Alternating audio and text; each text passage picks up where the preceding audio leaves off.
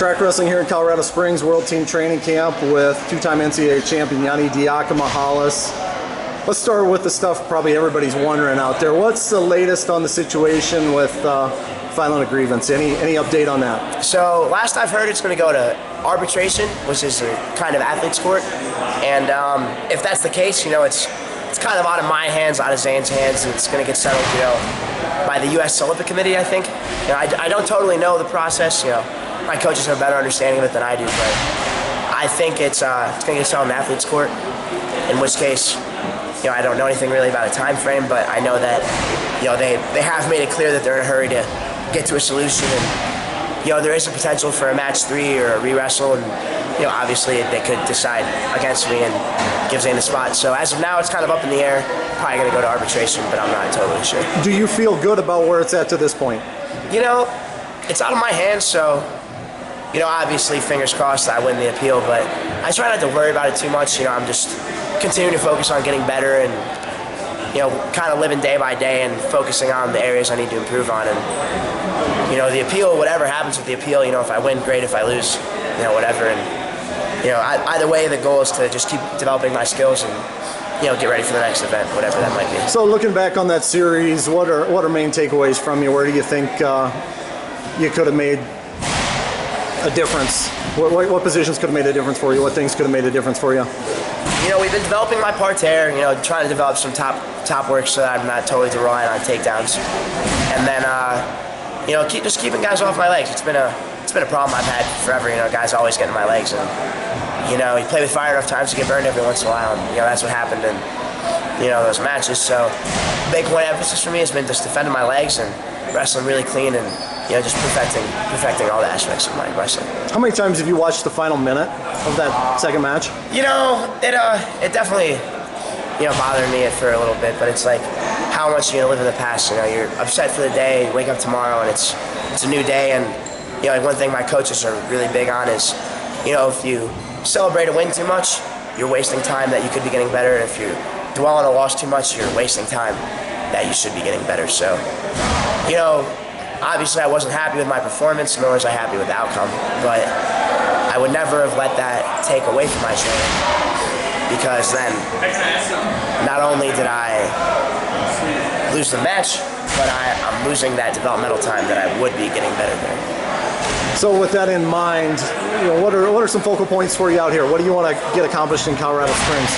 There's a lot of really, really great training partners out here that maybe I won't have access to, and it's one of the few times that they're going to get so many great minds in one location. So just really trying to get really focused training and take every bit of information I can get. Watch guys talk technique after practice. Get in on the playing afterwards, and really spend as much time gathering information and learning as I can, because once I get back home, this is gone, and I have to take it upon myself to reinforce whatever habits we've been working on here, and then test what I've been working on against again, guys I can't wrestle that often. So it's a combination of learning and testing. You play that game back and forth. You kind of look like a mad scientist out there a little bit. Yeah, is that the way it is? Yeah, 100%. Especially in practice. Who cares if I give up a position? I'd rather learn my flaw or learn my strength than avoid it in a practice. You know what I mean? So I'm gonna look for certain moves or that maybe I won't hit in a match. Or I might be hitting something that I've been drilling for a long time to see where my development's at, to see if if that's something that I can use as one of my go-to attacks. Same thing defensively, test my defense, test my head hands, So it's a combination of learning new things and then experimenting with what you've been learning. So it's funny, I just said experimenting and you said scientist, but a little bit of learning and experimenting, what's going on. I think Nolf is kind of wired the same way, and you guys rolled around the other day, right? It's funny, he was literally talking about that today. He's like, I feel like we wrestle a lot and that we both kind of make it up as we go, and it was cool hearing him talk about it because he says things and I'm like, I know exactly what you mean. And it's cool, he's a great guy, and he's very willing to talk wrestling and play through position, and it's something that I think is valuable for both of us, but I'm glad I get to do it. How often do you come across somebody like that? It's wired the same way, like you are that way. It's rare for the normal person, to spend so much time thinking about something, but a lot of the guys here are like that. When you talk to guys and guys that seem very polar opposite, when you break it down, they're thinking about wrestling every day too, and they're thinking about how they can be perfect and how they can improve and what they're not doing right. And even though from afar it might look like me and someone else are polar opposite, but in reality, when you talk wrestling with them, they all have the same goal and they're all trying to get to the same spot. And it might be through different methods, but that's what makes it great. And you try and learn a little bit from everybody. You're still a young guy, obviously. And there are a lot of brilliant minds, as you mentioned in this room. Is there a guy or two you like to kind of tap into their brain a little bit when you're here? I mean, the biggest thing I try to do is get a hold of the guys that I probably don't have access to. Guys like Jordan Burroughs, who he's on the other side of the country. I'm not really gonna be able to get my hands on him, or Jason Nolf, or just guys. I try to get guys outside of my weight class too, because I'm not gonna wrestle them in matches. So my only opportunity to wrestle them is in practice. So I don't know that there's one guy that stands out. I really want to wrestle this guy, but it's more or less getting to wrestle with people that I otherwise would not have the opportunity to get a hold of. So that's something I find very valuable in these camps. Do you feel like guys outside your weight class that 2-3 weight classes above are more apt to share information with you too? No, I don't know that it's a weight class thing as much as I think asking you shall receive a little bit. If I sat down with like Frank Molinaro's here and I was like, hey, what do you think about this? I'm sure he'd be very willing to talk out that position. At the same level as Nolf or Jordan Burroughs, who's full Olympic weight, 2 weight classes above me, or Nick Wisdowski, who's a heavyweight, who is wrestling totally different people than I am. But I think it's more or less not being afraid to ask someone about something, or to talk a position out with somebody, or being willing to share also. I think people appreciate when you're willing to share, because it makes them more willing to give information back. So that exchange is valuable. U23 trials is an option for you, a special wrestle off. Is that something you're considering at all? It's a possibility, but if this protest with Zain doesn't go through, my biggest focus is the Olympic year.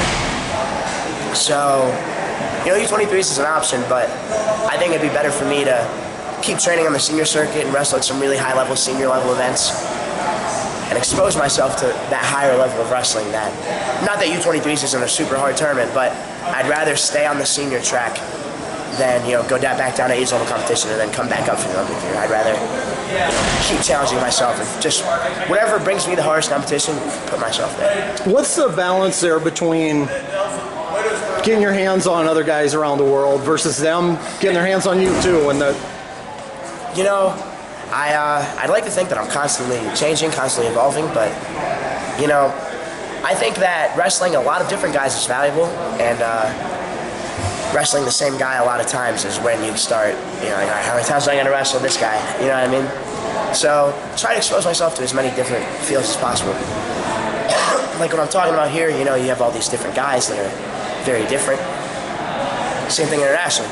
I want to wrestle Turkey and India and Russia and Azerbaijan and Iran and all of these countries.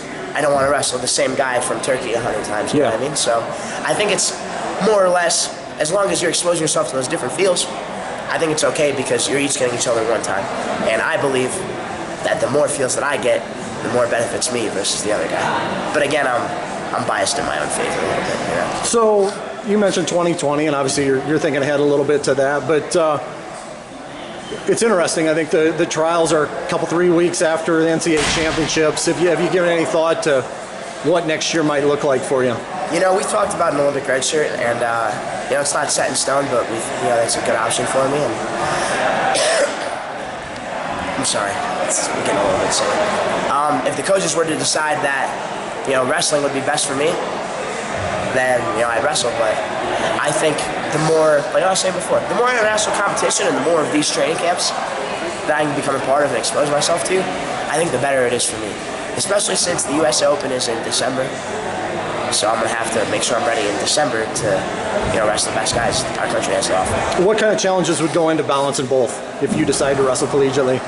Just balancing how many matches I might wrestle and which matches I'm going to wrestle, if I'm going to wrestle a full schedule, and then making sure I keep my schooling under control and I can't fall behind there. Because if I can't keep my school under control, it doesn't really matter how much wrestling work I'm doing because I got to graduate college also. So you got to balance your school, your college wrestling, and then the international competition.